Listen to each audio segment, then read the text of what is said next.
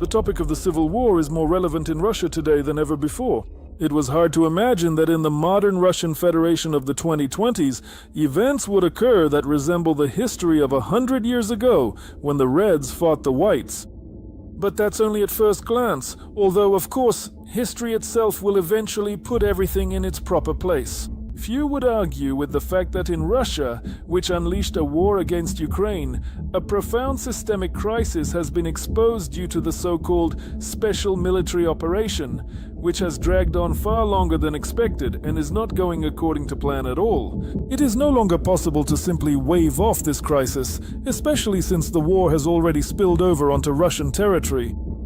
Whether this is a civil war, a revolution, a mutiny, a coup, or something else, we will only find out with time. And to understand what is happening today, it would be useful to recall events from days long past. So, let's travel back to 1918.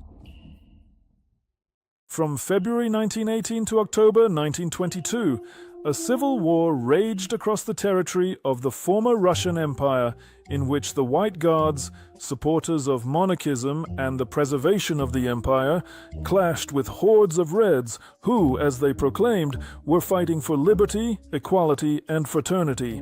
Incidentally, that is the motto of the French Republic. The White cause was defeated. More than 2 million Russians, whose fate became tied to the defeat of Bolshevism, went into exile. The majority of the refugees settled in Europe, while Russia itself was left in ruins. Today, historians argue about the number of lives lost in the Civil War. Was it 10 or 12 million? On the smoldering ruins of the former empire, the communists built a new state, the USSR, which Putin is now straining to revive. But how did rootless adventurer revolutionaries manage to defeat the former Tsarist generals, the noble and educated aristocrats? The answer to this question is not as obvious as it might seem, even to experts in history. This is because some of the accounts from participants in those events present a one-sided picture of what happened.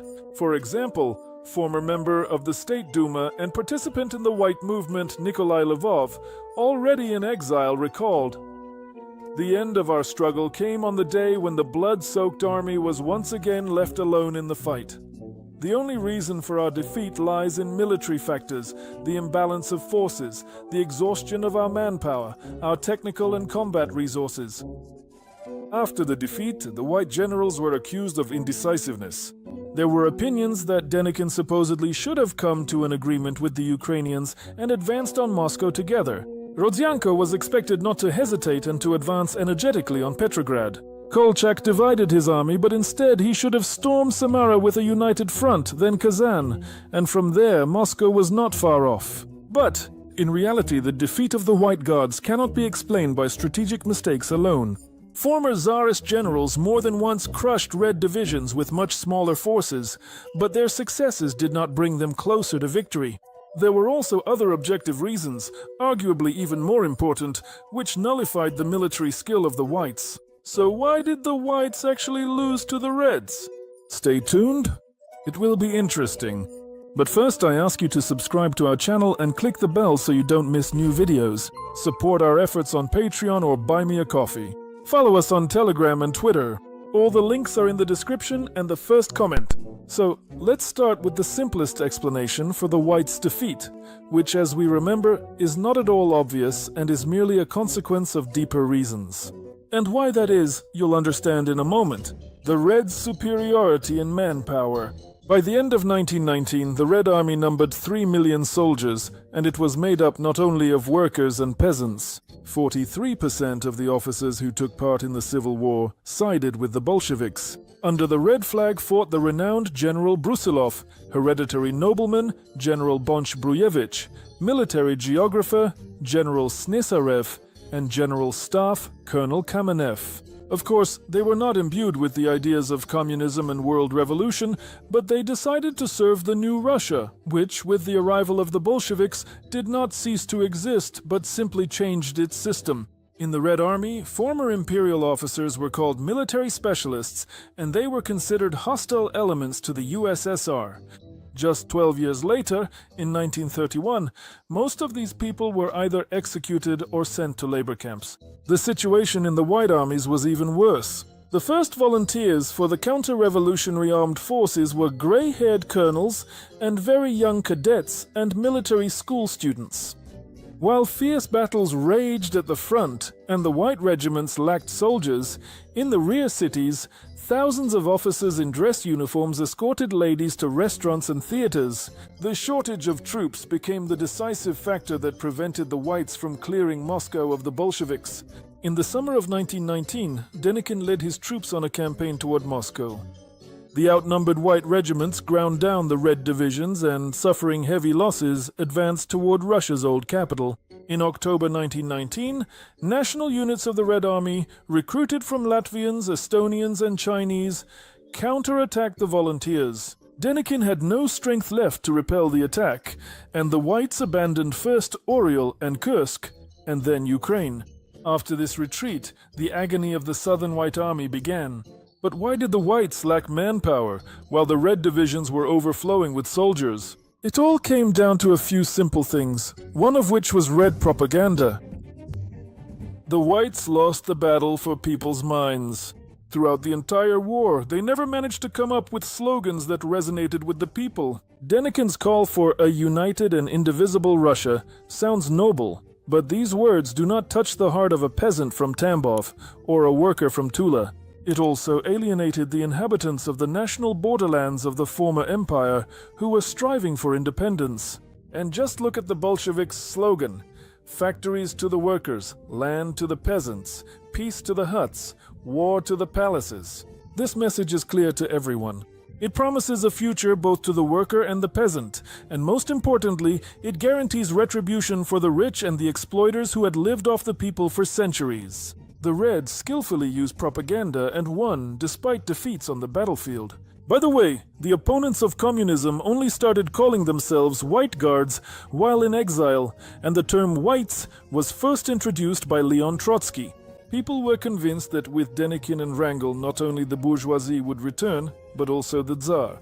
Although the counter-revolution never advocated for the restoration of the monarchy. Only once, in 1922 in Primory, did the Zemsky Sobor put forward the slogan, "For the Tsar." The Bolsheviks, on the other hand, had a new idea that appealed to the masses. Communism was the future, where everyone would surely be well-fed and at peace, while the monarchy was a decrepit past with priests, manor houses, and whips. And there would be no more of that famous crunch of French bread. Despite the clear success of the Reds' slogans, the whites were in no hurry to form a competitive agenda. In response to the Bolshevik slogan, "Land to the peasants," the whites simply ignored the land question. The land question was the most pressing issue in the Russian Empire and concerned the peasants, who made up 86% of the population. One of the first decisions of the Soviet government was to adopt the decree on land. All land owned by landlords and the church was confiscated and transferred to the control of local peasant committees and councils. The leaders of the white movement did everything they could to avoid this issue, continually postponing its resolution. First, the Bolsheviks had to be driven out, and only then would the land be divided. And how could it even be resolved? After all, a large segment of the revolution's opponents were the landowners, who, after victory, hoped to return to their ancestral estates. The confiscation of landlords' land automatically brought millions of peasants over to the Bolshevik side. The poor expected to receive their own plots, while the middle peasants and future kulaks hoped to add some new land to their holdings. That is precisely why numerous peasant partisan detachments arose in the White Rear, disrupting the volunteer army's communications. And after the Bolsheviks arrived, they joined the revolutionary forces. The subsequent policy of war communism disappointed the Russian peasant farmer, but by then it was too late. The Bolsheviks had taken root, and it became impossible to wrest power from their hands. It is worth noting that in addition to the appealing Bolshevik propaganda during the Civil War, the Reds' victory over the Whites was largely due to two other important factors: the Reds' control over Central Russia and their treachery. At the beginning of the Civil War, centers of resistance to Bolshevik power sprang up all across Russia. The Don, the Kuban, and the Caucasus flared up. The Whites seized power in Siberia and threatened Petrograd. Ukraine, Finland, and other national republics of the former empire were preparing to secede. The Bolsheviks were surrounded by enemies, and their collapse seemed only a matter of time. However, the Communist Party managed to retain control over central and northwestern Russia with its large population, vast stockpiles of weapons, and strategically important factories and plants, where workers who had joined the ranks of the Red Guard labored. The region also had an extensive railway network, which allowed the Reds to quickly transfer troops from one front to another. Material and military aid from the former Allies could not offset such a disparity in resources between the Whites and the Reds. The Bolsheviks easily formed alliances, and just as easily and treacherously betrayed those allies. This is exactly what they did with Adam and Makhno and the national governments that had declared their secession from Russia. The Reds promised them freedom, but once they had gained enough strength, they forcibly incorporated them into the USSR through Red Terror. The Reds were skilled at making grand promises they had no intention of keeping, while at the same time the Whites demonstrated a lack of a unified idea within the White movement. Even the White generals could not find common ground. General Krasnov did not want to submit to Denikin. Ataman Semyonov, relying on Japan, established his own government in Transbaikalia and ignored the orders of the Supreme Commander-in-Chief, Admiral Kolchak. The Don, Kuban, and Terek Cossacks never followed the generals and instead sought to create their own states, free from the power of Red commissars and White landowners. The Whites, divided by parties and social classes, had nothing to discuss with 90% of their country's population. The situation is best described by the words of one of the White movement's ideologists, Vasily Shulgin: "Our cause is lost." Does Russia really need Bolshevism? Has the idea of nationalism really been defeated by the idea of internationalism only because all the filth and scum mixed in with us have turned us into defenders of the interests of the landowning class against the Bolsheviks, who present themselves as defenders of the interests of workers and peasants? It is painfully upsetting. We lost only because we played badly, that's all. We rushed, we showed no political maturity, and we ruined a pure idea. The Bolsheviks were a monolithic united force, opposed by the fragmented forces of the counter-revolution. The Red leaders worked themselves to exhaustion. They broke down old foundations, came up with slogans, never left the front lines, and, relying on military specialists as best they could, directed the combat operations. The Bolsheviks skillfully manipulated the people and understood what promises to make to get them to follow. The Reds saw their goal and ignored any obstacles. With lies, treachery, terror, and brute force, they imposed their own order. And what was the result? Peasants and workers did not want to fight for the return of land, factories, and plants to their former owners, so they looked toward Red Moscow.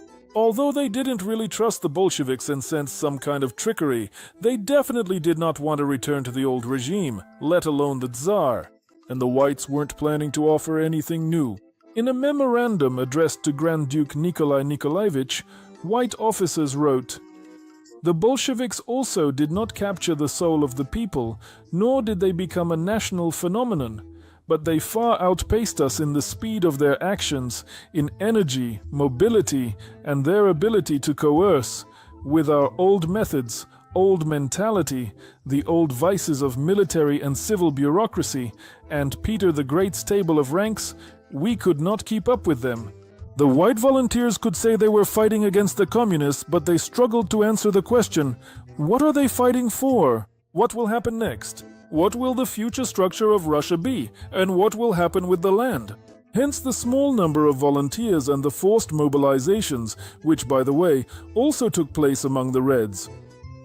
The two revolutions in Russia in 1917, the Civil War, and ultimately the formation of the man-eating Red Empire known as the USSR, this is a profound tragedy for 1/6 of the world's landmass and for the peoples who, by misfortune, became part of this foul Russian world, which even now still stirs its tentacles, writhing in prolonged death throes. The Whites lost in 1922, the Reds in 1991. I wonder, in what year will the Brown Russians lose? I'm sure they don't have much time left.